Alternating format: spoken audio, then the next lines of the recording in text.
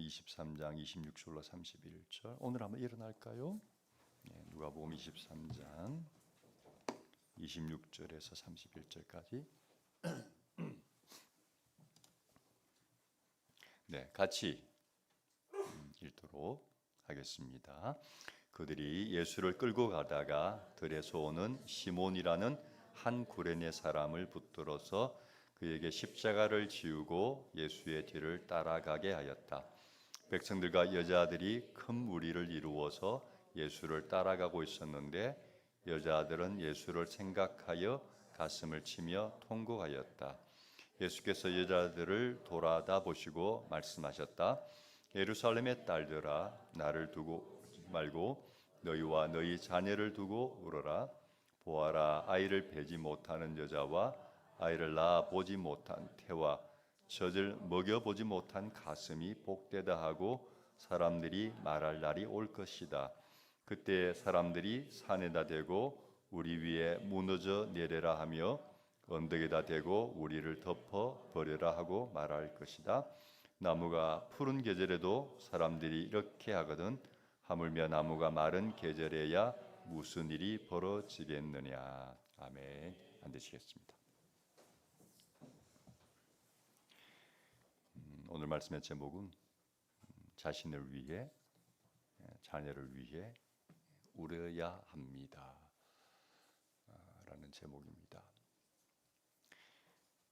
우리 교회 저녁 기도회가 있잖아요. 저녁 기도회에 고등 멤버들이 있어요. 그러니까 거의 매일 빠지지 않고 참석하는 몇 분들이 계세요. 제가 어느 날 그분들의 공통점을 하나 발견했어요. 어느 날 매일 뭐 같이 기도하니까 어느 날 기도하는 가운데 뭔가 공통점이 있구나. 매일 빠지지 않고 나오는 분들의 공통점입니다. 뭐냐면요, 그분들의 기도에는 눈물이 있더라고요.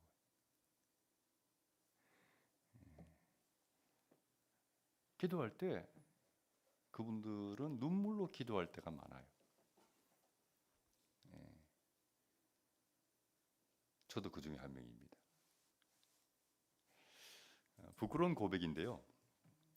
한동안 저의 기도에 눈물이 사라졌어요. 과거에는 기도할 때면 참 많은 날들을 눈물을 흘리면서 기도를 했었습니다. 과거라니까 애매하죠? 아주 옛날인 것 같아 보니까. 아주 옛날에는 기도할 때 눈물로 기도한 적이 많았었는데 어느 순간 저의 기도에 눈물이 말라버렸어요. 그걸 깨달은 게 꽤 되거든요. 그래서 기도할 때 좀 눈물을 흘리면서 기도하고 싶었어요. 그게 안 돼. 억지로 올 수는 없잖아요. 그게 안 되더라고요. 눈물이 말라버렸어요. 눈물이 안 나와. 그런 저의 기도에 눈물이 회복이 되었습니다. 요즘은 기도할 때 눈물을 흘리면서 기도할 때가 자주 있습니다. 그래서 감사하고 있어요. 할렐루야. 감사할 일이죠. 여러분 기도할 때 왜 눈물이 나올까요? 두 가지 이유 같아요. 첫 번째는 간절하기 때문입니다. 간절하기 때문입니다. 기도할 때 눈물이 나온다는 것은 그만큼 간절한 거죠. 아니, 절박한 거죠. 제가 기도할 때 눈물이 나오는 이유도 생각해 보니까 그만큼 저에게 간절하고도 절박한 기도의 제목이 있기 때문에 뭔지는 말 안 할래요. 근데 저에게도 너무나 간절하고 절박한 기도 제목이 있어. 너무 간절하고 절박하니까 기도할 때 막 눈물이 나와요. 두 번째 눈물이 나오는 이유는 저의 허물과 부족함을 보았기 때문에 기도하는데 내가 얼마나 허물이 많은지, 얼마나 제가 부족한지가 깨달아지니까, 보여지니까 그런 저의 허물과 부족함을 보면서 통곡이 나왔어요.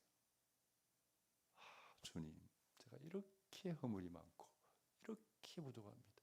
그 깨달아지니까 막 통곡이 나오는 거예요. 그래서 눈물이 나와요.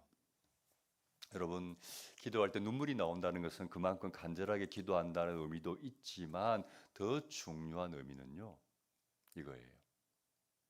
기도할 때 눈물로 기도한다는 것은 그 눈물의 기도는 대부분 응답이 된다는 거예요.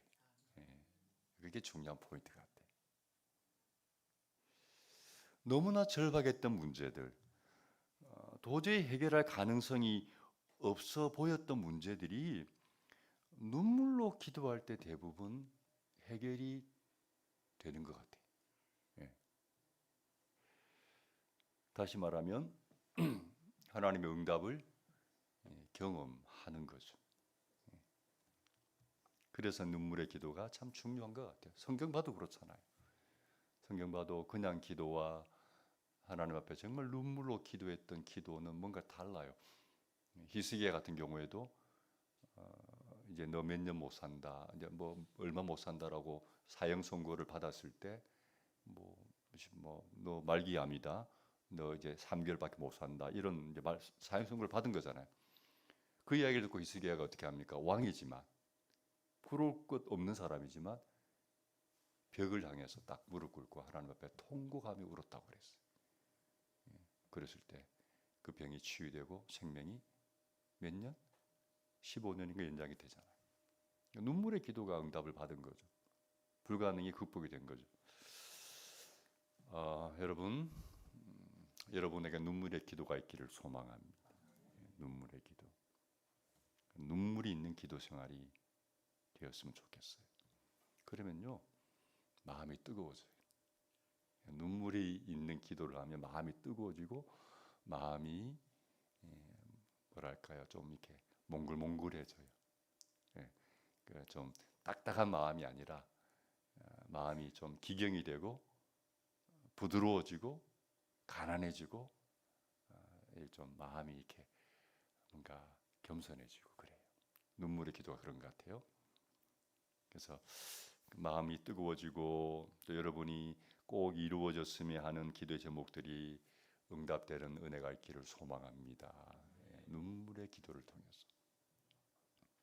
오늘 본문 28절을 보면 예수님이 이렇게 권면을 하죠. 28절 봅시다. 함께 읽어보겠습니다. 예수께서 여자들을 돌아다 보시고 말씀하셨다. 예루살렘의 딸들아, 나를 두고 울지 말고 너희와 너희 자녀를 두고 울어라. 여자들을 돌아다 보시고 예루살렘의 딸들아, 나를 두고 울지 말고 너희와 너희 자녀를 두고 울어라고 했어요. 누구를 위해서 울어야 할지, 뭘 위해서 울어야 할지를 말씀하신 거죠. 왜 이런 말씀하셨을까? 여러분, 지금 이 상황 아시죠? 예수님은 지금 십자가 형벌을 받기 위해서 골고다 언덕으로 지금 가고 있는 중이죠. 지난주에 제가 설교했잖아요. 세계의 십자가라는 제목으로 설교하면서 그 상황을 여러분에게 좀 소개했어요. 근데 27절을 보면 한번 보세요. 27절을 보면 골고다로 올라가는 그 길을 예수님 혼자 가는 게 아니라 백성들과 여자들이 큰 무리를 지어서 따라가고 있었다고 했죠. 한번 읽어볼까요? 백성들과 여자들이 큰 무리를 이루어서 예수를 따라가고 있었는데 여자들은 예수를 생각하며 가슴을 치며 통곡하였다. 왜 많은 사람들이 십자가 형벌을 받기 위해서 가는 예수님을 따라갔을까? 구경꾼도 있었겠죠. 아따, 뭐 좋은 구경 났네 이러면서 아마 구경꾼들도 있었을 거예요. 근데 그렇지 않은 무리가 있었어요. 자, 이들은 왜 예수님 따라갔을까? 이런 이유가 아닐까요? 여러분, 예수님이 이스라엘 사회에 등장했을 때 많은 사람들이 충격을 받았습니다. 왜냐? 첫 번째, 예수님처럼 말씀을 전하는 분이 없었어요. 수많은 율법학자들, 서기관들 혹은 제사장들이 있었고 그들이 늘 설교했지만 예수님의 말씀은 그들의 설교와 결이 달랐어요. 그들은 딱딱한 지식과 논리와 교리를 가르쳤는데 예수님의 말씀은 뭔가 달랐어요. 뭔가 하나님의 음성처럼 들렸어요. 그들의 마음을 만졌어요. 들으면 막 가슴이 뛰고 뜨거워지고 눈이 열리고 뭔가 하나님의 선명한 음성이 들리는 것 같은 그런 말씀을 전하는 거예요. 와, 이게 뭐지? 예수님처럼 말씀을 전하는 분이 없었어요. 또 예수님처럼 기적을 행하는 분이 없었어요. 보리떡 5개와 물고기 2마리로 수천 명을 먹이는 어메이징한 기적. 아픈 사람들을 치료해주고 눈을 뜰 수 없는 사람, 눈을 볼 수 없는 사람이 눈을 뜨게 하시고 걸을 수 없는 사람을 걷게 하시고 나병, 일단 피부병이죠. 피부병으로 고생하는 사람들이 피부를 고쳐주시고 심지어 죽은 사람도 살리시고 이렇게 기적을 행하는 분이 없었어요. 그리고 예수님처럼 그들을 정말 사랑하는 분이 없었어요. 그래서 그런 예수님이 그 사회에 등장했을 때 모두가 충격을 받았어요. 그래서 많은 사람들이 예수님을 좋아했고 또 따라갔죠. 따랐죠. 그런데 갑자기 그분이 십자가에서 죽어야 한다는 거예요. 십자가 형벌로 죽어야 한다는 거예요. 이 소식은 그분의 등장만큼이나 아니 그보다 더 이스라엘 사회에 충격을 주었어요. 특별히 그분을 좋아하고 그분을 따르는 사람들에게는 너무나 충격적인 사건이었어요. 27절을 보니까 그분을 따르는 많은 여성들이 예수님을 생각하며 가슴을 치며 통곡했어요. 여러분, 통곡했다는 것은 보통의 울음이 아니잖아요. 여러분, 통곡해 보신 적이 있으세요? 우리가 통곡할 일은 별로 없어요. 저는 목사이니까 장례를 많이 치러봤잖아요. 장례에 가면 통곡의 울음을 들어요. 특별히 화장할 경우에. 화장하면 마지막에 그 고인의 관을 그 화장장에 넣잖아요. 그 순간 막 통곡이 나와요. 어떤 분들 기절해 버려요. 그런 경우 아니면 통곡하는 일은 별로 없어요. 근데 이 여성들이 통곡하며 가슴을 치며 통곡했어요. 너무 마음이 아팠던 거죠. 왜 통곡했을까요? 그들은 예수님의 죽음이 어떤 죽음인지 알아요. 십자가에서 죽는 게 어떤 건지 알아요. 그리고 그렇게 선하시고 착하신 분이, 죄가 없는 분이 그런 끔찍한 죽음을 당해야 한다는 것을 생각할 때 너무 마음이 아픈 거예요. 그래서 통곡한 거죠. 충분히 그 마음이 이해가 돼요. 그런데 오늘 본문을 보면 예수님은 자신 때문에 통곡하는 여성들을 보시고 아마 올라가는데 막 뒤따라오면서 막 우니까 잠시 발걸음을 멈추셨겠죠? 돌아보셨겠죠? 그 여성들을 향해서 말씀하셨죠? 근데 그 말씀이 의미심장한 말씀이에요.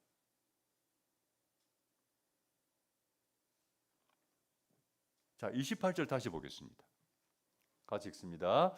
예수께서 여자들을 돌아보다 보시고 말씀하셨다. 예루살렘의 딸들아, 나를 두고 울지 말고 너희와 너희 자녀를 두고 울어라. 자신을 향해서 우는 그 여성들을 향해서 너희들 나를 두고 울지 마라. 너희와 너희 자녀를 두고 울어라.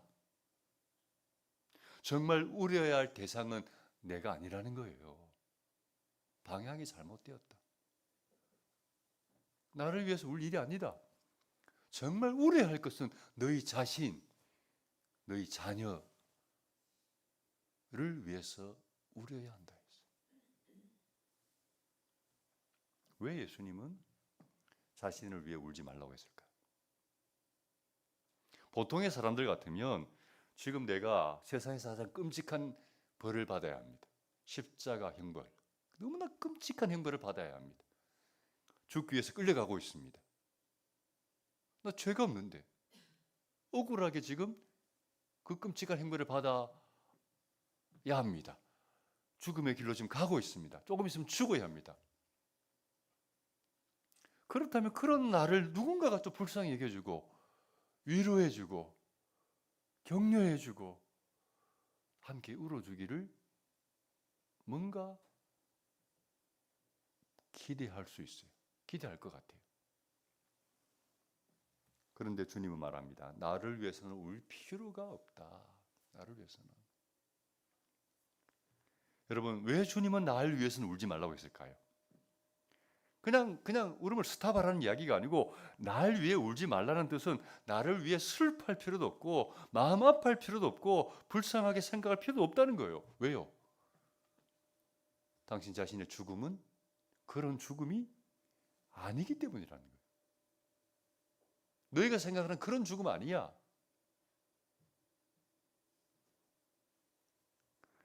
여러분, 제가 말하는 의미를 좀 짐작하시겠어요? 제가 무슨 말을 하려고 하는지? 예수님은 지금 불쌍한 죽음 혹은 비참한 죽음을 당하는 게 아니에요. 죽고 싶지 않은데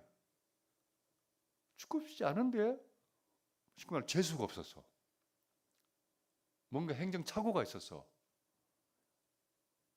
잘못 판단해서 억울하게 죄를 뒤집어 쓰고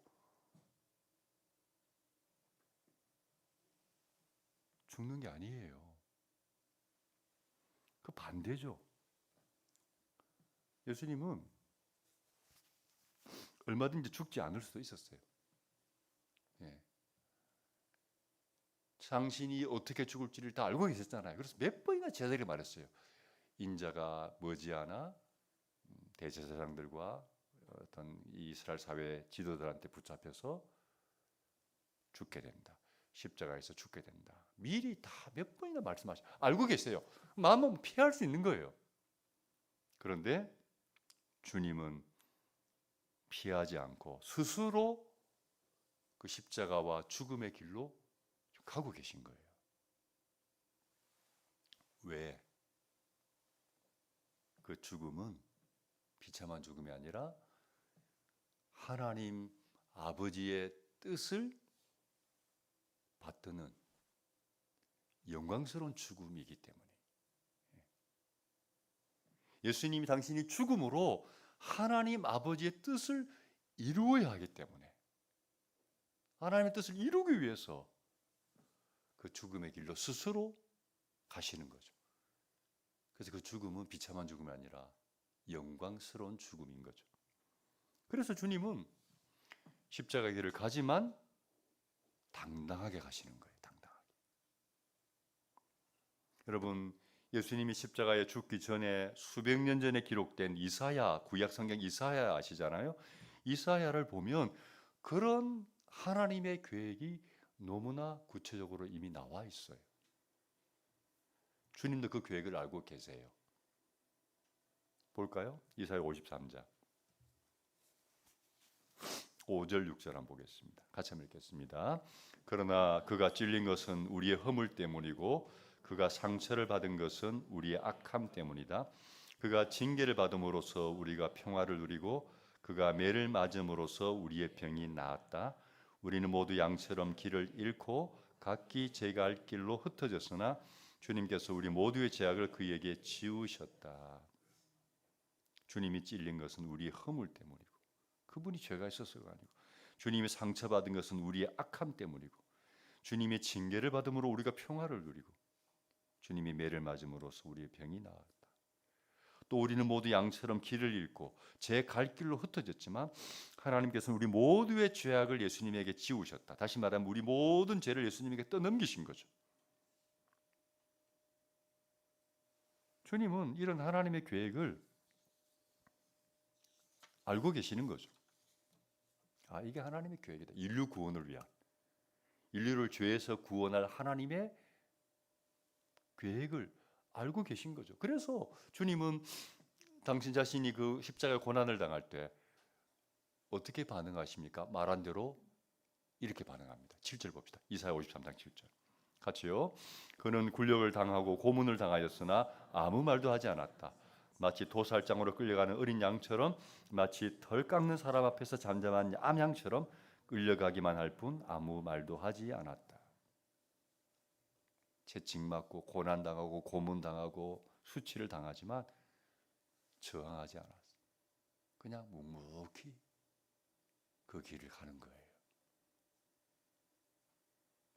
왜요? 그렇게 하는 것이 하나님의 뜻을 이루는 과정이기 때문에 그걸 주님이 알고 계시고 알고 그 길을 가는 거죠. 그래서 너희들 나를 위해서 울지 마라. 여기에서 우리가 붙잡아야 할 중요한 영적 원리가 하나 있어요. 뭘까요? 다시 한번 읽어보겠습니다. 시작. 하나님의 뜻을 위해 가는 길이라면 그 길이 아무리 힘들고 어려워도 걱정할 필요가 없다. 우리가 이 말씀을 통해서 하나의 영적 원리를 배워야 돼요. 하나님의 뜻을 위해 가는 길이라면 그 길이 아무리 힘들고 어려워도 걱정할 필요가 없어요. 왜요? 첫 번째는 하나님의 뜻대로 가는 길이라면 하나님이 함께 하시기 때문입니다. 예. 여러분이 하나님의 뜻을 위해서 어떤 길을 가신다면요, 하나님께서도 여러분과 함께 하실 거예요. 예, 그게 중요해요. 다시요. 하나님의 뜻을 위해서 여러분이 어떤 길을 가신다면 그 길이 비록 힘들고 어려워도 중요한 것은 뭔가? 하나님이 나와 함께 하신다는 거예요. 예. 요셉이 노예로 팔려서 이집트에 가고 보디발의 집으로 노예로 들어가잖아요. 창세기 37장입니까? 38장입니까? 40장인가? 그 주변에 보면 그 내용이 나오는데 그 보디발의 집으로 끌려서 내려간 이후에 등장하는 중요한 성경의 표현이 있습니다. 뭡니까? 하나님이 그와 함께 계시더라. 감옥에 내려갔어요. 역시 하나님이 그와 함께 계시더라. 노예가 중요한 게 아니고 감옥이 중요한 게 아니고 하나님의 섭리 가운데 요셉은 밑바닥으로 떨어졌지만 하나님의 뜻 가운데 그 걸음을 가기 때문에 하나님이 함께 하시는 거죠. 그게 중요한 포인트예요. 결코 하나님은 우리를 혼자 버려두지 않으세요. 여러분이 하나님의 뜻 가운데 어떤 길을 걸어가신다면 아마 여러분도 다양한 통로를 통해서 하나님이 나와 함께 계심을 경험할 거예요. 아, 주님이 지금 함께 계시는구나. 내 옆에 계시는구나. 느낄 수가 있어요. 왜요? 하나님 함께 하시니까. 그래서 비록 주의 뜻을 위해서 걸어가는 길이 힘들고 어려워도 고난이 있어도 그래도 하나님 뜻 가운데 걸어가는 사람들 마음 가운데 뭐가 있냐면요, 감사가 있고 간증이 있는 거예요. 왜? 살아계신 하나님 느껴지니까. 내 손 잡고 내 앞길을 이끌어 가시는 그 주님이 경험되니까 어려운 가운데서도 감사가 있고 간증이 있는 거예요. 두 번째, 하나님의 뜻대로 가는 삶은요, 결코 실패하지 않기 때문입니다. 여러분, 하나님의 뜻대로 가는 그 길이, 그 삶이 결코 쉽지 않아요. 쉽다고 말하는 게 아닙니다. 제가 지난주 말씀드렸잖아요. 그건 좁은 길이에요. 좁은 문이에요. 다들 가기 원치 않은 길이에요. 그래서 세상적인 기준으로 보면 야, 저 사람 참 비참하다, 혹은 망했다, 혹은 불행하다, 힘들다, 고생한다라고 말할 수 있어요. 볼 수 있어요. 왜요? 좁은 길이고 좁은 문이기 때문에. 그러나 여러분, 중요한 것은요, 하나님은 절대 그렇게 두지 않으세요. 우리 하나님은 전문가십니다. 무슨 전문가인가? 하나님은 역전의 하나님이세요. 역전의 하나님. 하나님은 실패를 성공으로, 절망을 희망으로, 슬픔을 기쁨으로 뒤집는 전문가이세요. 예.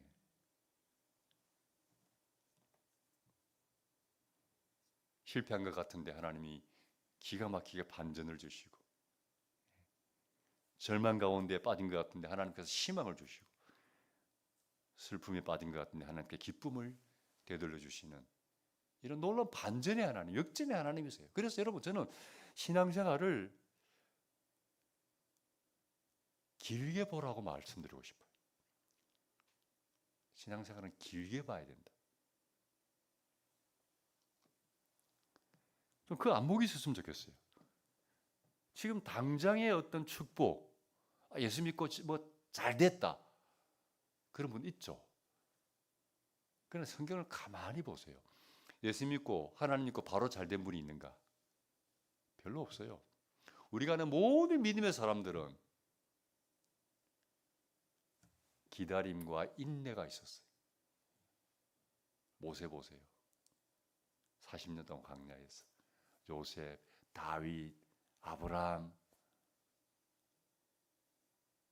긴 기다림이 있어요. 여러분, 신앙생활 하는 분들은 좀 길게 봐야 돼요. 지금 당장의 결과만 보지 말고 좀 멀리 봐야 된다. 예를 들면 내 당대만 보지 말고 신앙생활 하는 분들은요, 자녀 세대까지 봐야 돼요. 혹은 그 이후 자손까지도 봐야 돼요. 믿음의 눈이 좀 열려야 돼요. 내가 예수 믿고 내 당대 잘 먹고 잘 자고가 아니고, 그게 중요한 게 아니고, 이 믿음의 은혜가 복이 내 자손들에게, 후손들에게, 대대손손 어떻게 흘러가는가, 거기에 대한 좀 비전을 가지고, 꿈을 가지고 좀 길게 봐야 돼. 성경을 보십시오. 가장 대표적인 믿음의 사람이 아브라함이잖아요. 아브라함이 하나님 부르실 때 그에게 축복을 주셨어요. 대단한 축복이죠. 내가 너로 큰 민족을 이루고, 여호와께서 아브라함에게 이르시되 너는 본토와 친척과 아비 집을 떠나 내가 네게 지시할 땅으로 가라. 내가 너로 큰 민족을 이루고 내 이름을 창대케 하고 너는 복이 될지라, 복덩이가 될지라. 너를 축복하는 자에게 축복하고 내가 너를 저주한 자에게 저주하니 땅의 모든 족속이 너로 말미암아 복을 받으리라. 그 이후에도 너의 자손이 하늘의 별처럼 땅에 바다의 모래처럼 많아질 것이다. 우리가 엄청난 복을 받았잖아요. 그런데 중요한 포인트, 아브라함은 살아있을 때 그 복을 뭐 누렸어요? 자신이 누린 건 없어요. 누가 다 누렸죠? 자손들이 다 누렸어요. 그는 복의 시발점일 뿐이죠. 신앙생활은 길게 봐야 돼요.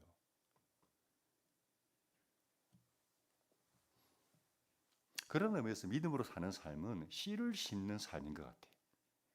여러분, 씨는 오늘 심고 내일 거두지 않습니다. 어떤 농부도 오늘 심고 내일 거두려고 하지 않습니다. 씨를 심는 농부는 기다릴 줄 압니다. 결과를 얻기까지는 오랜 기다림과 인내와 수고가 있음을 누구나 다 알아요. 믿음의 삶이 그런 삶이에요. 씨를 심는 삶이에요. 오늘 내가 믿음으로 씨를 심으면 때가 되면 열매를 거두게 될 줄로 믿습니다. 그 열매는 귀한 열매예요. 믿음으로 심으면 때가 되면 열매를 거두어요. 그래서 인내할 필요가 있고 기다릴 필요가 있고, 그래서 그 과정이 중요한 거예요. 신앙은 과정이 중요합니다. 사람들은 결과를 중요하게 여기죠. 하나님은 결과보다도 과정을 굉장히 중요하게 여겨요. 예수님의 삶을 가장 잘 표현한 말씀 중에 하나가 요한복음 24장 25절인데 한번 볼까요? 같이 읽어보겠습니다. 시작. 내가 진정으로 너희에게 말한다. 밀알 하나가 땅에 떨어져서 죽지 않으면 한 알 그대로 있고 죽으면 열매를 많이 맺는다. 자기의 목숨을 사랑하는 사람은 잃을 것이요 이 세상에서 자기의 목숨을 미워하는 사람은 영생에 이르도록 그 목숨을 보존할 것이다. 밀알 비유가 주님 당신 자신의 삶을 비유한 거잖아요. 예수님의 삶이 밀알이잖아요. 밀알 하나가 땅에 떨어져 썩어져야, 죽어야 열매를 거둡니다. 죽으면 당장 내 존재가 사라진 것 같죠. 아무것도 아닌 것 같죠. 근데 아니에요. 하나님의 뜻을 위해서, 하나님의 뜻 안에서 자신을 밀알처럼 희생했다면 그 자리에 시간이 지나면, 때가 되면 싹이 나고 열매를 맺게 되는데, 성경의 표현처럼 때로는 30배, 때로는 60배, 때로는 100배의 열매가 맺히게 될 줄로 믿습니다. 예. 씨앗 하나 심었는데 어떤 상황이 되고 때가 되니까 귀한 수많은 열매들이 맺히는 거죠.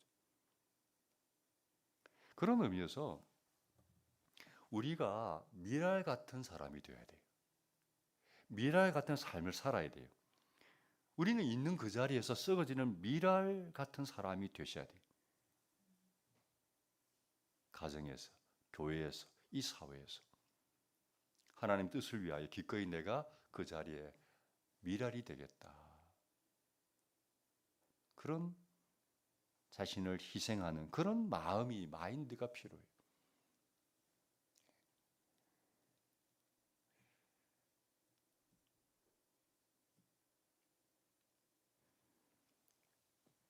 하나님의 뜻대로 살면 과정은 힘들어도 결과가 좋습니다.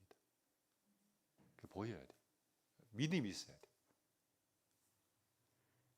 진짜 문제는 하나님의 뜻대로 살지 않는 것이 진짜 문제예요. 우리가 진짜 슬퍼해야 할 것은 하나님의 뜻대로 살지 않는 거예요. 주님은 나를 두고 울지 말고 너희와 너희 자녀를 두고 울라고 했잖아요. 왜 나를 위해 울지 말고 너희와 너희 자녀를 두고 울라고 했을까요? 너희들 우는 대상이 잘못되었다. 사실은 너희를 위해서 울어야 한다. 너희 자녀를 위해서 울어야 한다. 왜 주님이 그 말씀하셨을까요? 당신 죽으러 가면서 주님의 눈에 보였기 때문입니다. 뭐가 보였을까요? 여기서 말한 너희들 그리고 그 자녀들의 미래가 보이는 거예요. 주님은 보이는 거예요. 그래서 사실은 그것 때문에 울어야 한다. 그것 때문에 울어야 한다. 뭐가 보였을까요? 첫 번째는요, 로마의 예루살렘 침략을 보셨어요. 29절 봅시다. 자, 같이 한번 읽겠습니다. 보아라, 아이를 베지 못하는 여자와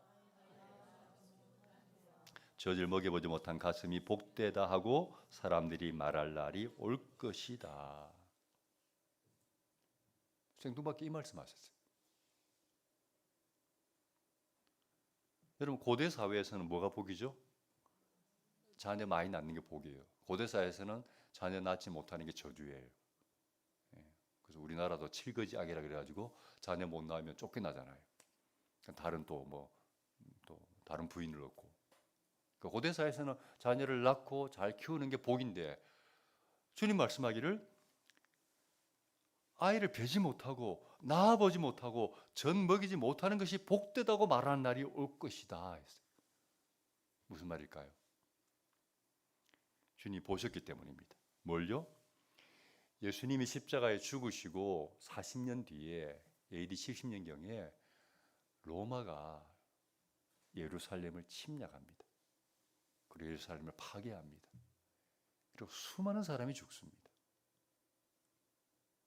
그때 가장 많은 희생을 당한 사람이 어떤 사람들일까요? 그럼 전쟁 나면 누가 많이 희생당하죠? 여성들과 아이들입니다. 이번에도 지금 이스라엘에서 그 전쟁이 났을 때 가장 많은 희생을 당한 사람들이 여성들과 아이들입니다. 왜요? 그럴 수밖에 없는 구조죠. 일단은 전쟁 나면 여성들은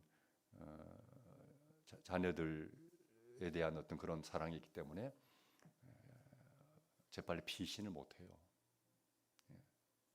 그러다 보니까 제일 많이 희생이 되는 거죠. 그래서 AD 70년에 예루살렘을 로마가 침략했을 때, 침공했을 때 완전히 파괴되고 수많은 여성들과 아이들이 죽었어요. 주님 십자가에 죽으시고 40년 뒤에 그 일이 벌어져요. 역사적으로 뭐 팩트니까. 그걸 보시는 거예요. 그래서 나를 위해 울 일이 아니다. 너희와 너희 자녀를 위해서 울어야 한다.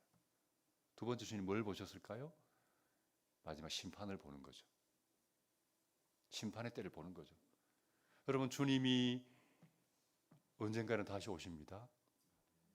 근데 그날이 주님 오실 날이 어떻게 보면 역사의 마지막이고 어떻게 보면 심판 날이죠. 하나님 뜻대로 살지 못한 사람들이 당하는 무서운 심판의 날이기도 합니다. 그 심판이 얼마나 무서운지. 영원한 멸망이잖아요. 주님은 그게 보이니까 날 위해 울 게 아니라 너희와 너희 자녀를 위해서 울어야 한다. 특별히 주님이 너희 자녀를 위해서 울라고 했어요. 왜요? 우리에게 가장 소중한 존재가 누구죠? 자녀입니다. 부모에게 가장 소중한 존재는 자녀예요. 그래서 부모는 자녀를 위해서 울어야 돼요. 부모는 자녀를 위해서 울어야 돼요. 여러분, 울지 않고 어떻게 자녀를 키워요? 내 소중한 보물 같은, 내 생명보다 더 귀중한 그 아이들, 그 영혼을 위하여 울어야죠. 뭘 울어야 합니까? 첫 번째, 자녀들이 하나님의 뜻대로 살도록 울면서 기도해야 돼요. 우리 아이들 주의 뜻대로 살게 해 주옵소서라고 기도해야 돼요.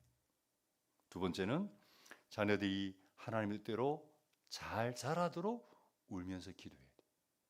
세 번째는 하나님의 뜻대로 살지 않을 때 자녀들이 또 울어야 돼요. 왜요? 네 사랑하는 자녀가 하나님의 뜻대로 살지 않을 때 어떤 아픔을 겪게 될지 보이기 때문에. 여러분, 세상에서요 가장 불안한 길은 어떤 길인지 아세요? 좁고 험한 길이 아니라 세상에서 가장 불안한 길은 주님의 뜻대로 가지 않는 길이에요. 그게 가장 위험한 길이고 불안한 길이에요. 가장 안전한 길은 주님의 뜻대로 가는 길이에요.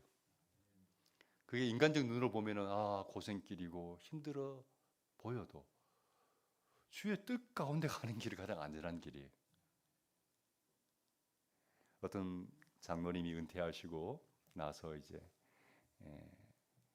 은퇴 이후에 어떤 삶을 살까 고민하다가 은퇴하시고 나서 이제 선교지에 선교사로 가시게 되었어요. 그런 분들 많이 계세요. 신실하게 평생을 믿음으로 사셨던 어떤 전문인들, 그런 분들 계시잖아요.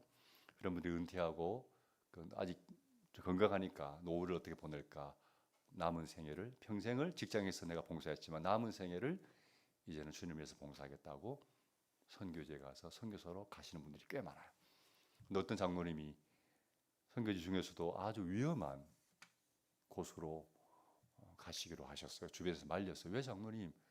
얼마든지 다른 곳도 많이 있는데 왜 그런 위험한 곳으로 가시려고 합니까? 그 장로님 고백이 귀하죠.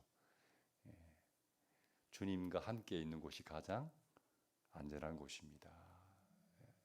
인간적으로 보면 위험한 지역이라 할지라도 주님과 함께하는 곳이 가장 안전한 곳이고, 아무리 인간적으로 안전한 것 같아도 주님과 함께하지 않는 그 자리가 가장 위험한 자리라는 거죠.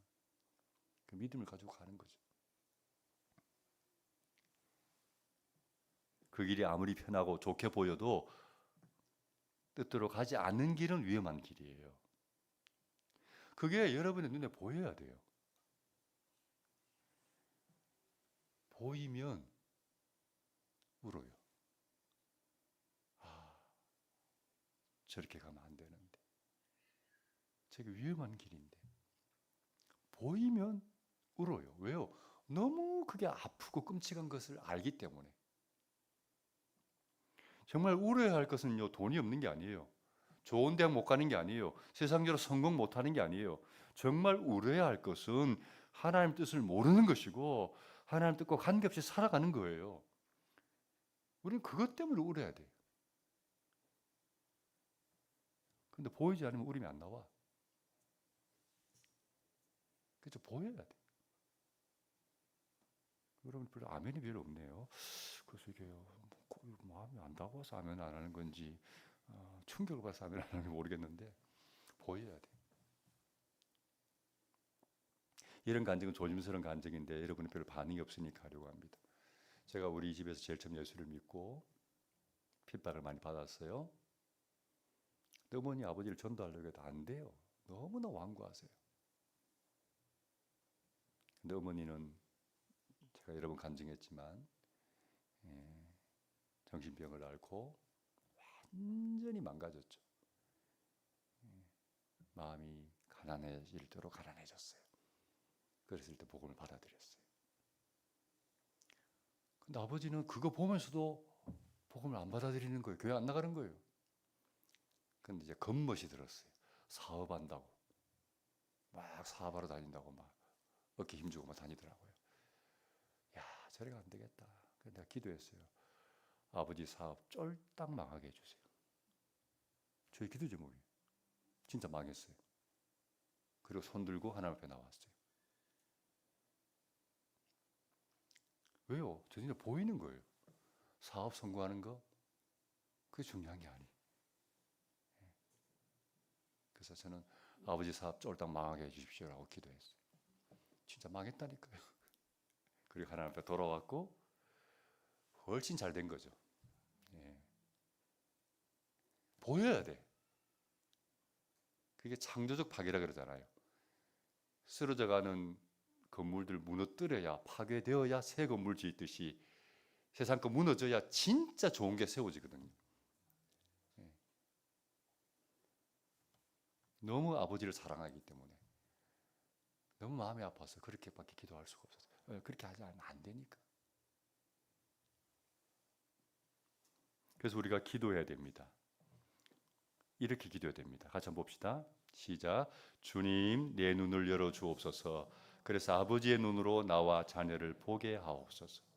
주님이 너희와 너희 자녀를 위해서 울어야 한다라고 말씀하신 그 이유처럼 주님이 보였기 때문에 그렇게 말씀하신 것처럼 우리가 기도해야 돼요. 주님 내 눈을 좀 열어주셔서 정말 봐야 할 것을 보게 해주옵소서. 주님의 눈으로 나와 우리 자녀를 볼 수 있는 안목을 주옵소서 라고 기도하셔야 돼요. 그리고 눈물로 기도해야 됩니다. 말씀을 마무리합니다. 여러분, 자기 자신과 자녀를 위해서 울 수 있기를 바랍니다. 눈물의 기도로 자신을 살리고 자녀를 살리는 저와 여러분 되기를 소망합니다. 아멘. 기도하겠습니다.